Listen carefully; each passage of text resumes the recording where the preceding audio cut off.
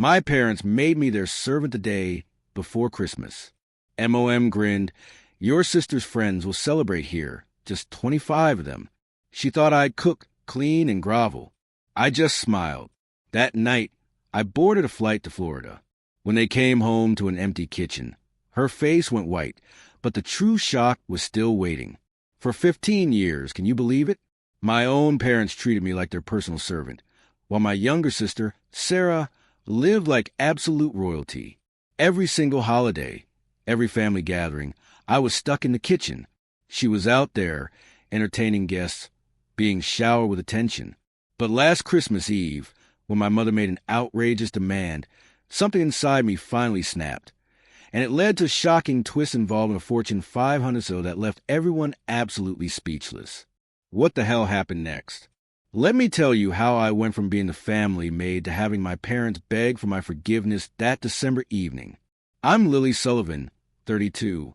I was in my Manhattan apartment, carefully folding clothes into my suitcase when my phone rang. Caller ID showed Mom, and I already knew this wouldn't be a pleasant conversation. I could just picture our Connecticut family home, Christmas decorations sparkling on every surface. I knew because I've been the one hanging them every single year since I was 17. Lily, cancel whatever silly plans you have for tomorrow, my mother, Margaret, said. No hello, just that familiar, commanding tone that brooked no argument. I kept folding my business blazer. What's happening tomorrow? I asked, already dreading the answer. Sarah's hosting her networking group for Christmas Eve dinner. Very important people, Lily. 25 guests, including executives from Pinnacle Corporation. She paused, and I could practically hear her smirk through the phone. You'll need to arrive by noon to start cooking. 7 main courses, 10 sides. The menu's already planned. My fingers tightened on my phone. Sarah's networking group. Of course. My younger sister worked in PR, and she never missed an opportunity to remind everyone how connected she was. Mom, Sarah's making important connections that benefit this family. You should be grateful to help. Her words cut like they always did. It's not like you have anything else going on. I glanced at my laptop, where an email from Victoria Chun, CEO of Pinnacle Hospitality, glowed on the screen. If only my mother knew. Use the good china, she continued. These aren't your usual crowd, Lily. These are people who matter. People who matter. Unlike me, apparently. I'll text you the menu, she said. Don't embarrass us. The line went dead. I looked down at my plane ticket to Florida. Departure time, 8 p.m. * tomorrow star. My hand wasn't even shaking anymore. After 15 years of this, I'd finally learned the difference between their emergency and my priority. I sat on my bed, memories flooding back like a bitter tide. 15 years of being invisible, except when they needed something. Every Thanksgiving since I was 17, Lily will handle the cooking while Sarah entertains our guests. Every Christmas. Lily's between jobs again, but at least she's useful in the kitchen. Every family gathering where Sarah was introduced as our successful daughter in public relations, while I was simply, Lily's here too. She's helping out. The last family party had been the worst. Sarah's engagement celebration. 200 guests at the country club. I'd spent 14 hours preparing appetizers while Sarah held court in a $3,000 dress our parents bought her. When one of the guests asked what I did for work, my mother had actually laughed. Lily doesn't have Sarah's social skills, she'd said, but she cooks well. I stood up and walked to my closet, pulling out my second suitcase. Inside, carefully protected in a leather folder, was a contract that would change everything. My company's name, Stellar Events, embossed in gold at the top. I'd deliberately chosen a name that didn't include Sullivan. For 5 years, I'd been building my empire in silence. 50 employees across 3 locations. A client list that included luxury resorts and Fortune 500 companies. While my parents expected me to slave over their stove, I had a meeting that would secure a $2 million contract. My phone buzzed. Sarah's text. Mom says you're cooking tomorrow. Don't screw it up. Important people will be there. I looked at my plane ticket again. Flight 447 to Fort Lauderdale. Departing at 8 p.m. Not this time. I whispered to the empty room. For once, they have to figure out themselves. I had a plane to catch. The irony wasn't lost on me as I continued packing. 2 clear signs had shown me exactly where I stood in this family, and I'd ignored them for too long. The first sign was how they introduced me. At last month's country club dinner, my father had literally told his golf buddy, "Sarah's our success story. Lily's between opportunities." Between opportunities. I closed a $500,000 contract that very morning. But to them, I was perpetually unemployed, perpetually failing. They never asked about my work, never wondered how I afforded my Manhattan apartment or my new car. Their assumption was so complete that when I mentioned traveling for business once, my mother had laughed. "What business? Are you calling your little cooking hobby a business now?" The second sign was even more blatant. Last summer, I'd visited home to find my childhood bedroom had been converted into a storage room for Sarah's overflow wardrobe. My trophies, my books, everything that marked my existence in that house, boxed up in the basement. Sarah needed the space, my mother had explained, as if it were obvious. She's building her career. Image matters in PR. Meanwhile, Sarah had been given an entire 3rd floor, renovated at our parents' expense, complete with a home office and walk-in closet. The message was crystal clear. One daughter was an investment. The other was invisible. I zipped my suitcase closed, remembering the company holiday party last week. My employees had thrown me a surprise celebration for landing the Pinnacle account. 50 people who saw my value, who respected my leadership. My phone lit up with another text from Mom. "Don't forget the truffle oil." These people have sophisticated palates. These people. As if I didn't regularly cater events for CEOs and celebrities. But why would she know? She'd never asked. The deepest cut was that they'd never even been curious. Not once in 5 years had anyone in my family asked, "So, Lily, what exactly do you do all day?" They created their own narrative. Poor Lily. Can't hold down a job. Lives in a studio apartment. It was actually a 2-bedroom condo. Probably surviving on savings from Grandma. I'd invested that money into my business. At least she can cook. I employed 3 executive chefs.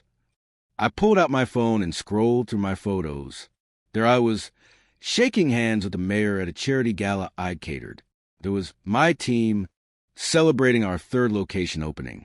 There was a feature article about me in Hospitality Quarterly, the quiet revolutionary of luxury catering. None of these moments had been shared with my family. I'd learned early on that success, without their permission, was somehow threatening. The one time I'd mentioned landing a big client, my mother had immediately pivoted to Sarah's latest PR campaign for some energy drink. "At least you're useful in the kitchen," she'd said, patting my hand like I was a child who'd drawn a particularly nice picture. I opened my laptop and looked at my company dashboard. Stellar Events.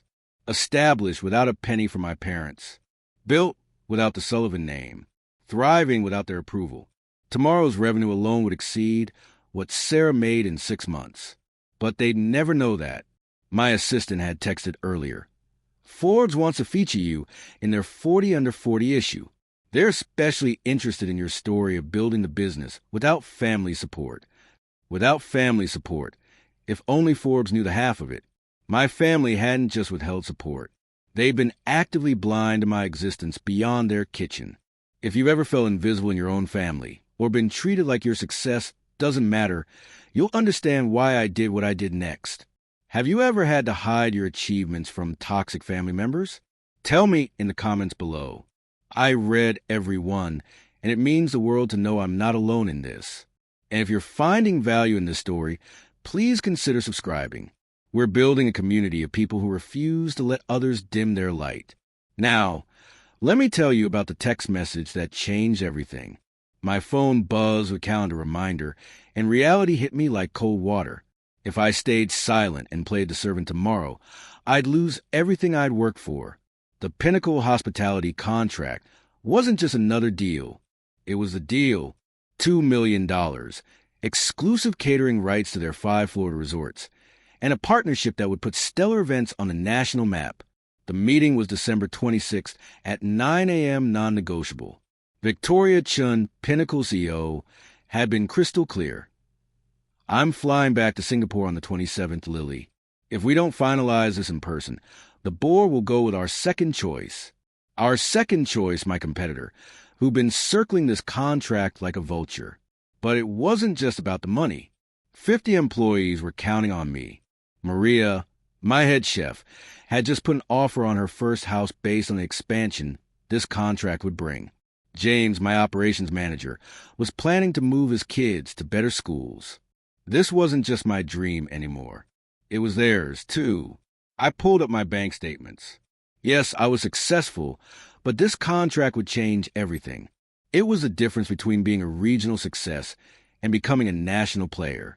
The kind of opportunity that comes once in a career. My phone rang. It was my CFO. Lily? Just confirming you'll be at the resort tomorrow evening for the pre-meeting dinner with Victoria's team. I'll be there, I said, looking at my packed bags. Good. Victoria specifically mentioned she's excited to meet the CEO who built such an impressive company without any family money or connections. Authentic success without family money or connections. If she only knew how true that was. My phone pinged with an email from my mother. Subject line, urgent Christmas Eve menu. My stomach turned as I opened it. 7 main courses, 10 sides, dietary restrictions for 5 guests, wine pairings, dessert selection. The level of detail was staggering. She'd planned every single dish, every garnish, every serving plate. Used the Waterford crystal and the silver with a monogram. She'd written, "These are important people, Lily. One of them is Victoria from Pinnacle Corporation. She could be valuable for Sarah's career." I nearly dropped my phone. Victoria. Victoria Chun was going to be at my parents' house. I quickly scanned the guest list my mother had attached. There was, clear as day, Victoria Chun, CEO, Pinnacle Hospitality. My heart raced as I processed this impossible coincidence. The same woman I was meeting in Florida was going to be at my parents' house, expecting to be served by their unemployed daughter. Another text from Sarah popped up. Mom says Victoria Chun will be there. She's huge in hospitality. I'm hoping to pitch her on PR services. Don't embarrass me with your amateur cooking. Amateur cooking. I just catered Victoria's company retreat for 500 people last month. Though we'd handled everything through my executive team, she'd never met me in person. That was scheduled for tomorrow. I sat down hard on my bed, the weight of the decision crushing me. Stay and serve the woman who was about to make me a millionaire, pretend to be a failure, or leave and risk my family's wrath. But secure my future? My Uber notification popped up. Your ride to JFK Airport is scheduled for 6:30 p.m. tomorrow. I looked at the menu again, then at my contract, then at my plane ticket. The choice had never been clearer. I made my decision. I picked up my phone and dialed my mother's number. She answered on the first ring. Finally, I was starting to worry you weren't taking this seriously. Mom, I can't do it. Silence. Then her voice turned sharp. What do you mean you can't? I have a business trip. I'm flying to Florida tonight. Don't be ridiculous. Her voice rose. What possible business could you have? An important meeting. She actually laughed. Cool. Lily, stop being selfish. Your sister needs this. Sarah has a full catering team she could hire. With what money? Do you know how expensive that is? I bit my tongue. The irony of her asking me about catering costs while talking to someone who owned a catering company was almost too much. Family comes first, she snapped. Or are you too selfish to understand that? I understand perfectly, I retorted. Family comes first when you need something from me. How dare you? We raised you, fed you, kept you in our home, while treating me like hired help. You're being dramatic. What else do you have to do? Sit in your apartment alone on Christmas? I looked at my business class ticket. I have a flight at 8 p.m. Cancel it. No. If you leave, don't bother coming back. The threat hung between us. The same one she'd used so many times before. Usually it worked. Usually I caved. Then I guess this is goodbye. I said quietly, you can't be serious. I'm done being the family servant, Mom. I'm done being invisible until you need something. You ungrateful. I hung up. My hands were shaking. But for the first time in 15 years, it wasn't from fear or anger. It was from freedom. My phone immediately exploded with text from Sarah. What did you just do? Mom's having a meltdown. Stop being so dramatic and get over here. I turned off my phone and continued packing. They'd figure out. They always did when they had to. I turned my phone back on to set one thing straight. It rang immediately. Sarah, what is wrong with you? She screeched. Mom's calling all the relatives, saying you've lost your mind. I have a business meeting on Christmas Eve. Stop lying. This is about that stupid fight last month, isn't it? When Mom gave me your room. My room was converted to your closet years ago, Sarah. And no, this is about my actual career. What career? You cook sometimes. Her voice dripped condescension. I own a catering company. Sure you do, she scoffed. Look, I'll pay you to cook. How's $200? I almost laughed. My day rate for personal chef services was $5,000. Not that she'd ever know. This is non-negotiable. Sarah, I'm not coming. Mom will disown you. That's her choice. You're really going to ruin Christmas? Ruin my networking opportunity? Victoria Chin will be there. Then hire a caterer. On Christmas Eve. Are you insane? No one's available. I walked to my kitchen counter, where I'd left a notepad earlier. On it, I'd written 3 catering companies that handled last-minute emergencies, along with their 24-hour hotlines. It was more than they deserved, but I wasn't completely heartless. I'm not driving to Manhattan to get your stupid note. Then Google emergency catering services. You're being selfish. I'm being professional. My business requires me to travel. What business? She screamed. Stop pretending you're something you're not. My Uber notification popped up. Your driver will arrive in 2 hours.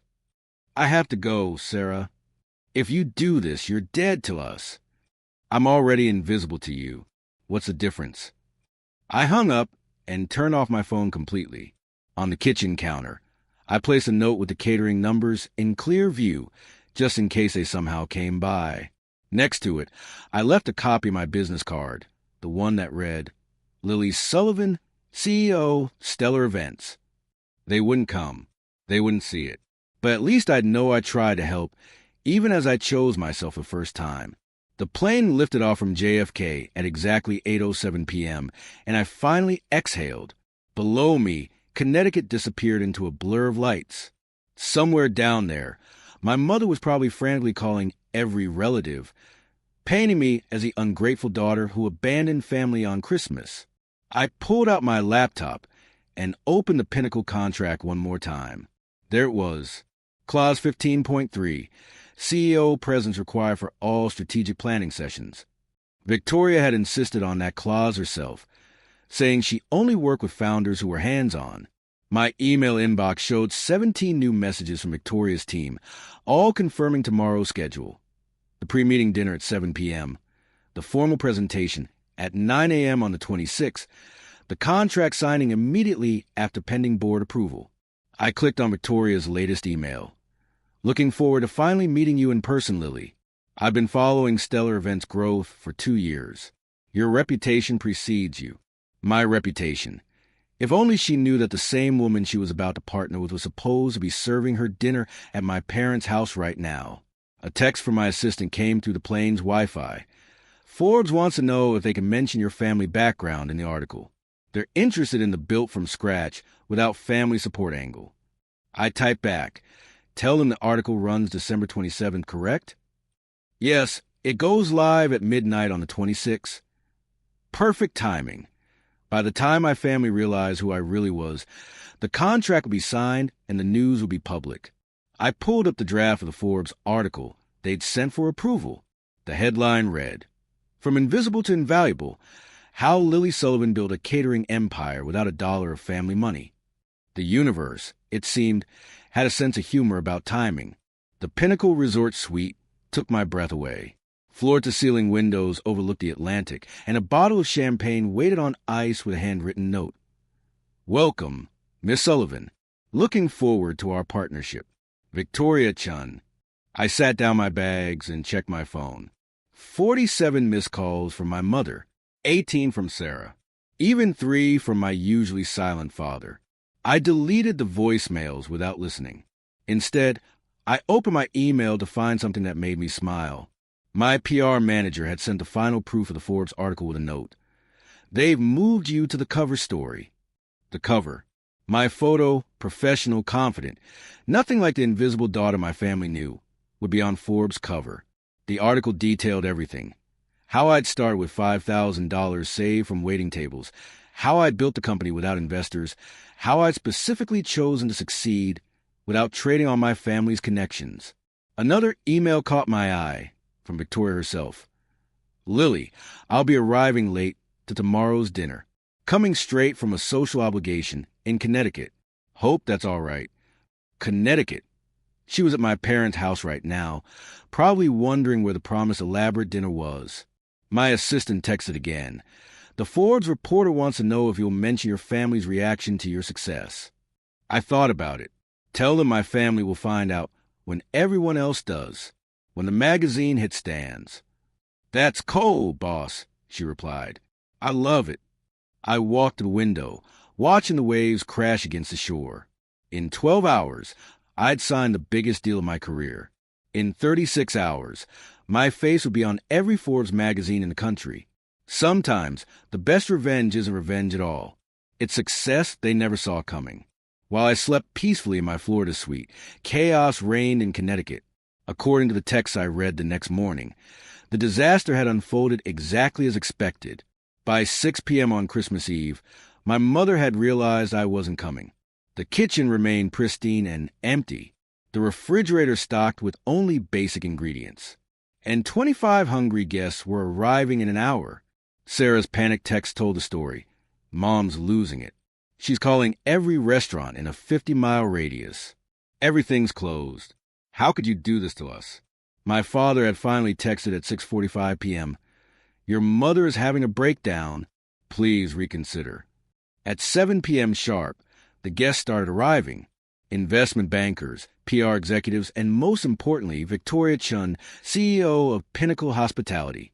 They came expecting an elaborate home-cooked Christmas Eve dinner, the kind my mother had bragged about for weeks. Sarah's text at 7:23 p.m.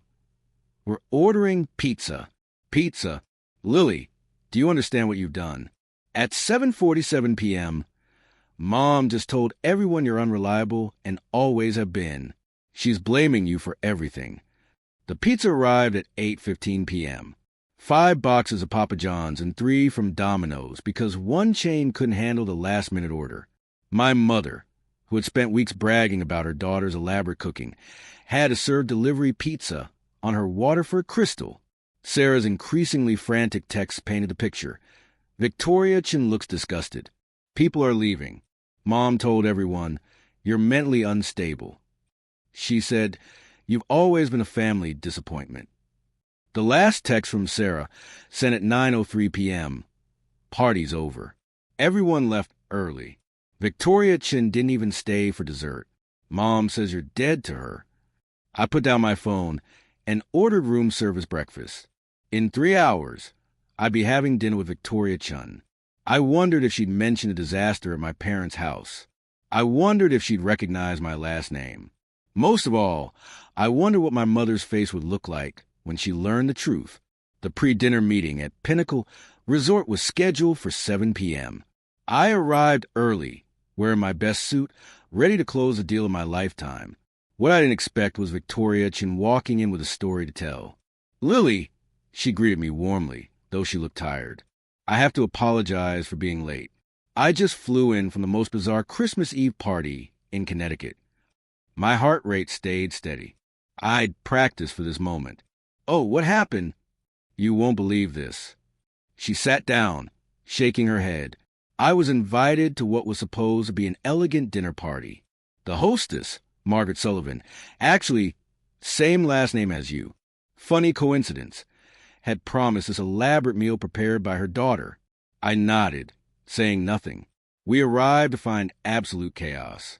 No food prepared, empty kitchen, and the hostess scrambling to order pizza. Pizza for executives and business owners she'd been trying to impress for months. That must have been awkward. It gets worse. She spent the entire evening bad-mouthing her older daughter, calling her unreliable, mentally unstable, a disappointment to the family. Apparently, this daughter was supposed to cook everything, but just disappeared. Victoria pulled out her phone, showing me a photo someone had taken at the party. There was my mother, face flushed with embarrassment, pizza boxes visible on her precious mahogany table. The younger daughter, Sarah, kept trying to salvage things, but it was a disaster. She actually tried to pitch me PR services while serving Papa John's on china plates worth more than most people's rent. Did you stay long? 20 minutes after the pizza arrived. The hostess was so busy making excuses and blaming the absent daughter that she forgot to actually host. It was... Victoria paused, searching for words. The most unprofessional evening I've ever experienced. The woman actually said her daughter was too stupid to hold a real job, so she usually just cooked for them.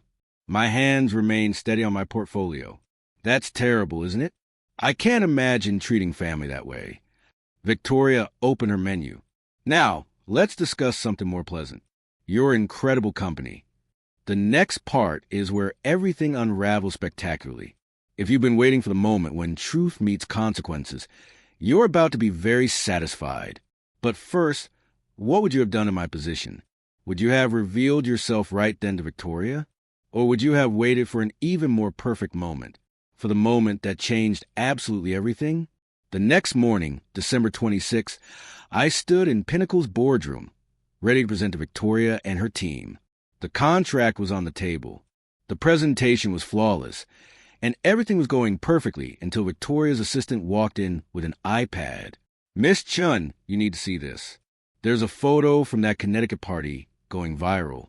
On LinkedIn, Victoria took the iPad, and I watched her face change from curiosity to confusion to complete shock. She looked up at me, then back at the screen, then at me again. "Lily," she said slowly, "this photo from the Sullivan house in Connecticut." She turned the iPad toward me. Someone had posted a family photo from my parents' wall, the one from last Thanksgiving, where I stood in the background, barely visible, while Sarah posed front and center with our parents. "Is this you?" I nodded. "Yes." "Sullivan. Margaret Sullivan. Is your mother?" "Yes." The room went completely silent. Victoria's team exchanged glances. The legal counsel put down his pen. "The woman who called you unreliable, mentally unstable, and unemployable is your mother?" "Yes." Victoria stood up, walked to a window, then turned back to face me. "You were supposed to cook that dinner, the one that turned into a pizza disaster?" But I was here, meeting with us. I chose my business over being treated like a servant." Victoria pulled up something else on her phone. "Your mother said you don't have a job, that you're a failure who can only cook. She doesn't know about stellar events. Your own mother doesn't know you're a CEO. She never asked." Victoria sat down heavily. "Let me understand this. Your family has no idea that you run one of the most successful catering companies on the East Coast. None. They don't know about your 50 employees, your 3 locations, this $2 million contract we're about to sign. They think I'm unemployed and living in a studio apartment." Victoria's business partner, James, spoke up. "I'm sorry, but I need clarification. The woman serving pizza on Waterford Crystal last night has no idea her daughter could have catered that entire event with 5-star quality. She's never asked what I do for a living. She just assumes I'm a failure." Victoria started laughing. Not a polite chuckle, but actual genuine laughter. "Oh my God!" She spent the entire evening complaining about her disappointment of a daughter. "And that daughter is you, the CEO I've been trying to partner with for 2 years. She looked at her team. "Gentlemen, I think we're about to sign the most interesting contract of our careers." Victoria pulled out her phone again, this time opening Google. "I have to know something," she said, typing my name. The search results loaded instantly. Oh my God. She turned her phone toward her team. Look at this. The first result was my hospitality quarterly feature. The second was the announcement of my James Beard Award nomination. The third was a Wall Street Journal piece about women entrepreneurs. Your family doesn't know about any of this? Before I could answer, her assistant rushed in again. Miss Chun, you'll want to see this. Forbes just announced their 40 under 40-foot cover story for tomorrow. He projected it onto the boardroom screen. There I was, professional headshot, front and center with the headline, From Invisible to Invaluable, How Lily Sullivan Built a Catering Empire Without a Dollar of Family Money. Victoria read the preview aloud. Sullivan, 32, built Stellar Events from a $5,000 investment into a multi-million-dollar enterprise, deliberately avoiding any family connections or support. I wanted to prove that success doesn't require a famous last name or family money, Sullivan states. She looked at me. This goes live tomorrow at midnight tonight. Your family still doesn't know. They will when everyone else does. James whistled low. Your mother is going to see her unemployable daughter on the cover of Forbes. Victoria's assistant was now scrolling through the article preview. It says, here you have a 6-month waiting list for events. Is that true? 8 months for peak season. Victoria stood up. I need make a phone call. She stepped out of the room, and we could see her through the glass, talking animatedly on her phone. She returned 5 minutes later, with a strange smile. I just called Margaret Sullivan. My stomach dropped. You what? I told her I was very disappointed in last night's event and that I'd be taking my business elsewhere. She begged me to reconsider, said it was all her older daughter's fault. Victoria paused. Then I told her I just signed a $2 million contract with the most talented entrepreneur I know. She asked who. I said, your daughter, Lily Sullivan, CEO of Stellar Events. The room was silent. The sound she made, Victoria continued, was like all the air had been sucked out of her lungs. Then she hung up on me. My phone, which I kept on silent, showed 47 missed calls in the last 3 minutes, all from my mother. Victoria extended her hand across the table. Miss Sullivan, let's sign this contract. I believe we have a partnership to celebrate. As I signed my name on the $2 million contract, my phone lit up with a text from my father. Your mother just fainted. What the hell is Stellar Events?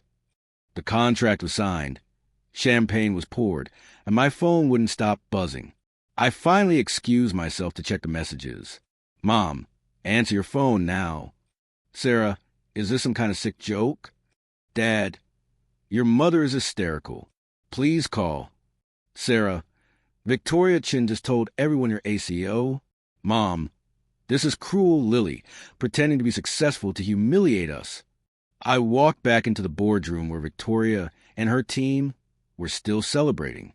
My family thinks I'm lying about being a CEO. Victoria's eyes gleamed. Would you like me to send them something? Before I could respond, she was taking a photo of me with the signed contract, the Pinnacle executive team, and the champagne. She typed quickly and hit send. I just posted it on LinkedIn, she said. Tag Stellar Events, Pinnacle Hospitality, and Margaret Sullivan of Connecticut. The post read, thrilled to announce our $2 million partnership with Stellar Events and their brilliant CEO, Lily Sullivan. Her company's excellence in luxury catering will elevate Pinnacle's guest experience across all properties. Amazing to work with someone who built their empire from scratch. Within minutes, the post had dozens of likes and comments. Industry leaders I'd worked with for years chimed in with congratulations. Previous clients shared their experiences with Stellar Events. My phone rang. Sarah. I answered on speaker, with Victoria's permission. This can't be real. Sarah's voice was shaking. It's real. You've been a CEO this whole time? 5 years? Why didn't you tell us? You never asked. You all assumed I was a failure and treated me accordingly. Mom's having a breakdown. She's calling all her friends trying to explain. Everyone saw Victoria's post. That's not my problem anymore. How can you be so cold? I looked at Victoria and her team, all successful professionals who'd never once questioned my worth. I'm not cold. Sarah. I'm done. I'm done being invisible until you need a cook. I'm done being the family disappointment. I'm done pretending to be less than I am to make you comfortable. But we're family. Family doesn't treat each other like servants. Call me when you're ready to meet Lily Sullivan, the CEO, not Lily the cook. I hung up. Victoria raised her champagne glass. To boundaries. We all toasted, and for the first time in my life, I felt truly seen. That evening, I finally called my mother back. She answered before the first ring finished. How could you do this to us? She was crying, actually crying. Do what exactly? Humiliate us. Victoria Chin told everyone at the country club about your company. People are calling, asking why we didn't know our own daughter was successful. You never asked about my life, Mom. We asked. We knew you cooked sometimes. You assumed I was a failure. For 5 years, you've introduced me as unemployed. You've never once asked about my work, my apartment, my life. You should have told us. I tried. Remember 3 years ago when I mentioned landing a big client? You immediately started talking about Sarah's PR campaign for an energy drink. You literally said, "That's nice, dear, but Sarah's work is really taking off." Silence. I left catering numbers on my counter. I continued calmly. You could have saved the party. We don't have keys to your apartment. You've never asked to visit my apartment. You don't even know where I live. That's not a mother. Mom, I employ 50 people. I have 3 locations. I've been featured in multiple publications. I was nominated for a James Beard Award, and you thought I was unemployed because that was easier than actually seeing me. We're your family. My family needs a servant. My business needs a CEO. I chose my business. This is about spite. No, Mom. This is about self-respect. I built something amazing, and I did it without any of you. Not your money, not your connections, not even your belief in me. What do you want from us? Nothing anymore. That's the point. For the first time in my life, I need absolutely nothing from you. Lily, the Forbes article comes out at midnight. You might want to prepare yourself. It details exactly how I built my company without family support. You told Forbes about us. I told Forbes my truth. If that embarrasses you, maybe you should think about why. I heard my father's voice in the background. Margaret, maybe we should listen. I'm done listening. My mother snapped at him. Then to me, you destroyed this family. No, Mom, I've finally built my own life. Call me when you're ready to be part of it. As equals, not as master and servant. I hung up gently, feeling lighter than I had in years. The social consequences came swift and brutal, but not for me. Within 48 hours of Victoria's LinkedIn post, my family's carefully curated reputation had crumbled. The country club gossip mill was working overtime, and Sarah's panicked texts told the story. Pinnacle just canceled our PR contract. Victoria Chin said they don't work with people who lack family values. That was a $500,000 annual loss for Sarah's firm. Mom got removed from the charity board. They said it was unrelated, but everyone knows. Dad's golf buddies are asking him how he didn't know his own daughter was a millionaire. The Forbes article had gone viral in our Connecticut social circle. The headline alone, "Built without a dollar of family money," was damning enough. But the quote that really destroyed them was buried in paragraph 3. My family assumed I was unemployed. It was easier to build an empire in silence than to fight their assumptions. My father finally called me directly, something he hadn't done in years. Lily, I need to say something. I waited. I knew you were doing something with catering. I saw the business registration years ago when mail got mixed up, but your mother was so certain about who you were supposed to be. I should have spoken up. I'm ashamed. It was the most honest thing he'd said to me in 15 years. Why didn't you? I asked because it was easier to let her narrative stand than to fight it. I see now that made me complicit. Your success is remarkable, and we missed it because we weren't looking. He paused. Dad, your mother's lost 3 charity positions. Sarah's firm is hemorrhaging clients. Everyone wants to know how we could treat our successful daughter, like hired help, while praising Sarah for mediocre PR work. I never wanted to hurt anyone. You didn't hurt us, Lily. We hurt ourselves. We created a story where you were the failure, and Sarah was a success. And now everyone can see we were blind." He paused. "That pizza disaster is already country club legend. Margaret Sullivan, who bragged about her entertaining for years, serving Papa John's on Waterford Crystal while her CEO daughter was signing million-dollar deals. Despite everything, I felt a twinge of sympathy. Dad, I don't apologize. We earned this, every single consequence. While my family dealt with their social catastrophe, my life exploded in the best possible way. The Forbes article had included a photo of me at the Pinnacle signing, champagne in hand, surrounded by executives who valued my work. The contrast to my family's Thanksgiving photo, where I lurked in the background like hired help, wasn't lost on anyone.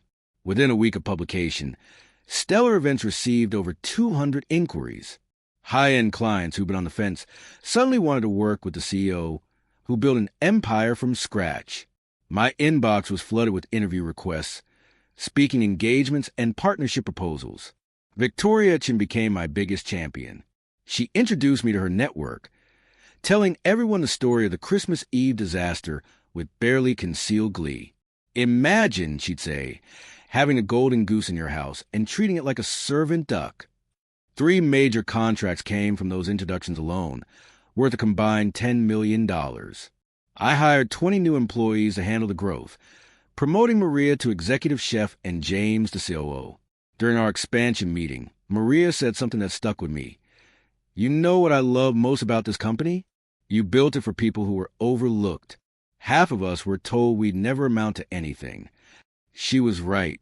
I'd unconsciously hired people like me, talented individuals who'd been dismissed, overlooked, or underestimated.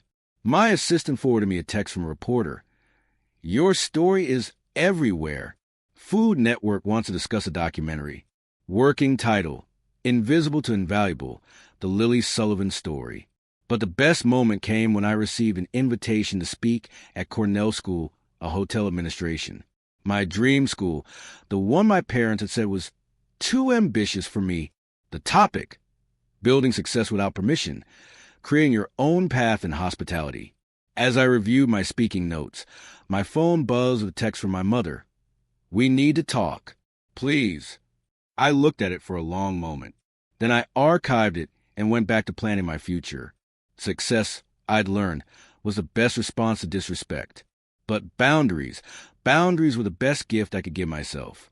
3 months later, I agreed to meet my family at a neutral location, a quiet restaurant in Manhattan, my territory. They looked different, smaller somehow. My mother had lost her imperious edge, Sarah her smugness, and my father seemed to have age years. "Before anyone speaks," I said, setting down a single sheet of paper, "these are my terms." They leaned in to read. 1. Equal respect or no contact. 2. No more servant treatment, ever. 3. Public acknowledgement of my success. 4. Genuine apology, not just words. 5.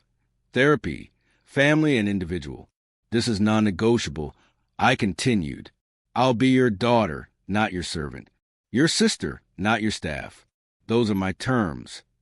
My mother's eyes filled with tears. "Lily, we've lost everything. My reputation. Sarah's clients." "That's not my responsibility, Mom." "We know," my father interrupted. "We're not here to blame you.